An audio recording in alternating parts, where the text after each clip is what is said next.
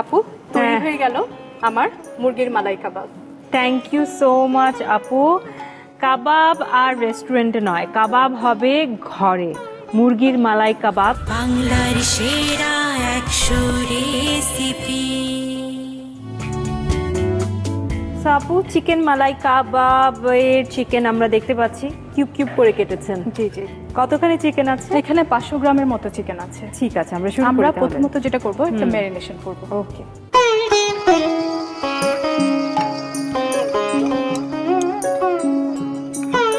আপু এখানে আছে আমার মাংস কিউব করে কাটা। হ্যাঁ, তো এই ক্ষেত্রে আমি ব্রেস্ট পিস নিতে পারি বা থাই পিস, তবে থাই পিস নেওয়াটাই ভালো যেহেতু এই থাই পিসটায় জুসিনেসটা বেশি নরম থাকে। নরম হবে বেশি, বা মিক্স করে নিলেই হবে। সবসময় তো আসলে থাই পিসের মাংসটা কম পাই আমরা, বাট সম্ভব হলে সেটা নেওয়াই ভালো আর কি, ওকে। বিশেষ করে কাবাবের ক্ষেত্রে।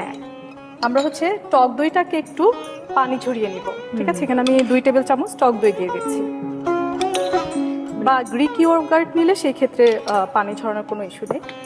আচ্ছা, এখানে একটা পেস্ট করে রেখেছি যেটা হচ্ছে আমার পুদিনা পাতা, ধনিয়া পাতা এবং হচ্ছে কাঁচামরিচ। আচ্ছা। তো এটা যদি আমি রেশিওটা বলি, দেখা যায় 1/4 কাপ পুদিনা, 1/4 কাপ ধনিয়া পাতা এবং হচ্ছে 4টা কাঁচামরিচ, এটাকে আমরা ব্লেন্ড করে একটা পেস্ট করে নিব। যদি আমার পুরোটা কাজে লাগবে না, যদি কেউ এটাকে প্রিজার্ভ করতে চায় একটু মানে লেমন জুস অ্যাড করে নিলেই হবে। ঠিক আছে। 1 টেবিল চামচ দিয়ে দিচ্ছি।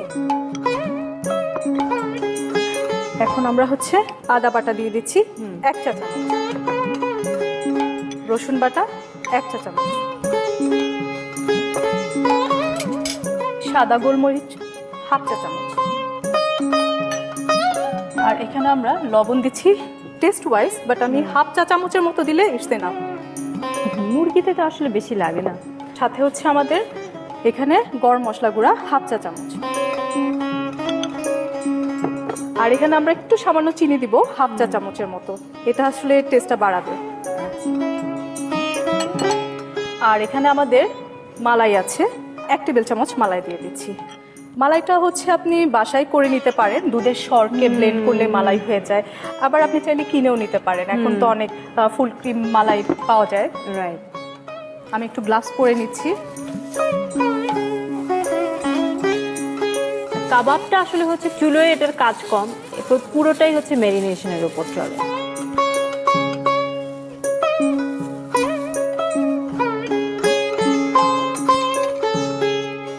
কতক্ষণ রাখবো?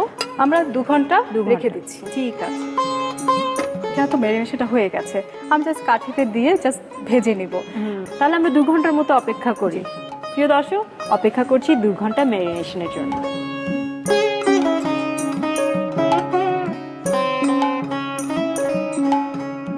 আপু 2 ঘন্টা তো হয়ে গেল। হ্যাঁ, 2 ঘন্টা হয়ে গেছে।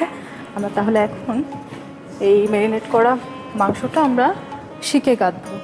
এইটা হচ্ছে আমরা কাঠি যেহেতু নিয়েছি একটু ভিজিয়ে রাখবো, তাহলে চিকেনটা হবে কি যে আমি যখন এটাকে ঢোকাবো তো মানে ইজি হবে আর কি, Okay. নয়তো শক্ত হয়ে থাকে তো আপনার ইজিলি এটা ও নাইস নাইস। এইটাও আরেকটা টিপ। আমরা কি আরো একবার মাখিয়ে নিব? না, আমরা এখন জাস্ট কাটতে কাঠিতে ইয়ে করা।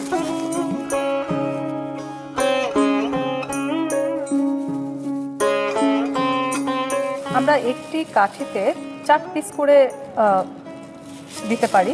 মাংস আমরা যখন এইভাবে দিব সেটা কিন্তু ভালোভাবে প্রপারলি কুকড হয় না, তো সেই ক্ষেত্রে আমরা সবসময় চেষ্টা করব যে এই পোর্শনের মাংস এইভাবে যদি একটু এভাবে করে দিতে পারি। রাইট।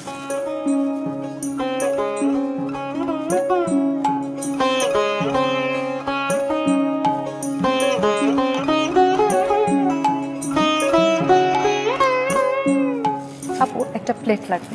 শিওর।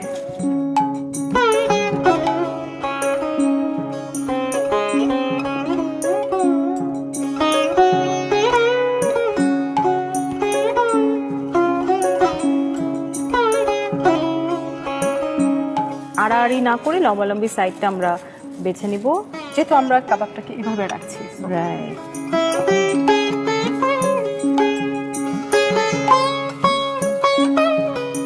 কাঠিগুলো পানিতে চুবিয়ে রাখার আইডিয়াটা আমার জন্য খুব নতুন।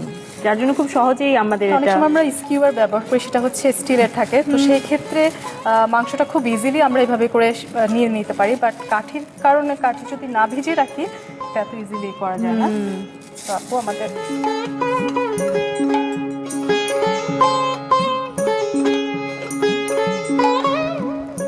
আপু আমরা এখন একটা প্যান দিয়ে দিচ্ছি, আমরা এটা ঘিয়ে ভাজবো। নাইস। কাবাব মানে তো ঘি, মালাই কাবাব, সেখানে ঘি হবে না তা তো হতেই পারে না। তবে এই ঘিটা আমরা এত বেশি পরিমাণে দিচ্ছি না, ইটস লাইক শ্যালো ফ্রাইড মতো। শ্যালো ফ্রাই হচ্ছে, হ্যাঁ।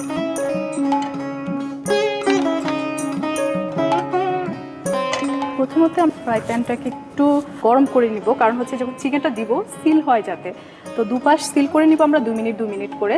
দেন হচ্ছে আমরা মিডিয়াম টু লোতে দিব, যাতে ভেতরে আস্তে আস্তে চিকেনটা কুক হয় এবং জুসটা ইনটেক থাকে। ঠিক আছে। ঘিয়ের অ্যারোমাটা অলরেডি ছড়িয়ে গেল চারদিক। চাইলে কেউ এখানে মাখনেও ইউজ করতে পারে। আপু আমার প্যানটা গরম হয়ে গেছে, আমি এখন চিকেনটা দিয়ে দিচ্ছি। এই যে করে যেই সাউন্ডটা হচ্ছে, হ্যাঁ, এর মানে হচ্ছে এটা সিল হতে একদম পারফেক্ট রেডি। তো আমরা এক পাশ হলেই হচ্ছে পরে অপর পাশ ঘুরিয়ে নেব।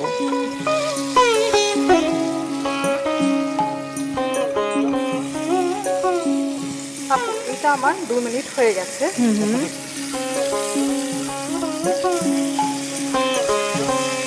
তো আমি এখন এটাকে মিডিয়াম টু লোতে দিয়ে দেব।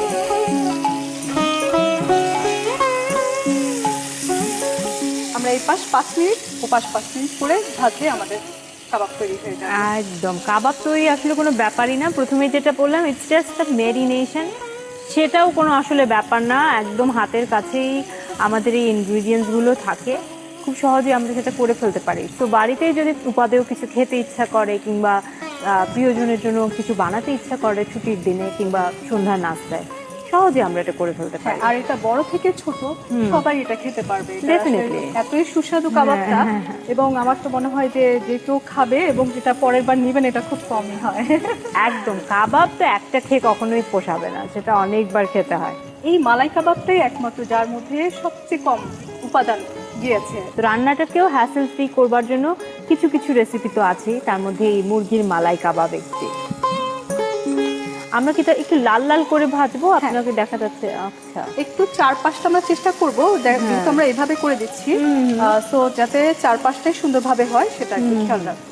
এবং এটা আমরা ঢেকেই করছি না। না, এটা আমরা ঢেকে করছি না, এটা ঢেকে করার কোনো প্রয়োজন, কারণ এখান থেকে তখন হবে কি পানি বেরিয়ে যাবে। হ্যাঁ, যার জন্য কাবাবের কিন্তু ভিতর পর্যন্ত সিদ্ধ হবে ঠিক করে।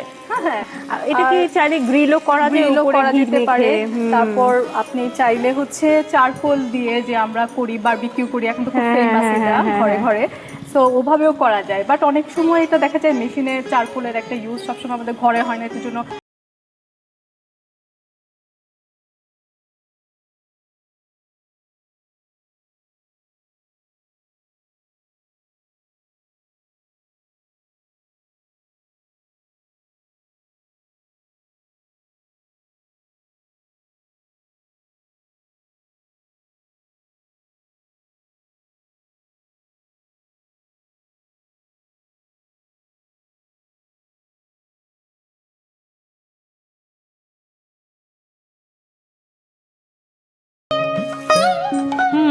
বইয়ের ছবিতে যেভাবে সার্ভ করেছিলেন, এখানে ঠিক সেভাবেই সেটি আপনি প্লেটিং করেছেন। আচ্ছা একটু বলে রাখি, যেহেতু মালাই, সো অনেক জায়গায় অনেকভাবেই সার্ভ করা হয়। আমরা চাইলে এইভাবেও করতে পারি, এবং চাইলে আমরা যে আমাদের যে ক্রিমটা আছে সেটার সাথে আমরা একটু বাটার মিক্স করে সেটা আমরা কাবাবের সাথে সার্ভ করতে পারি। ওকে, না কেউ এক্সট্রা মালাইটা চান, এক্সট্রা মালাইটা চাই, অফকোর্স। বাহ, চমৎকার আপু তৈরি হয়ে গেল আমার মুরগির মালাই কাবাব। থ্যাংক ইউ সো মাচ আপু। কাবাব আর রেস্টুরেন্টে নয়, কাবাব হবে ঘরে।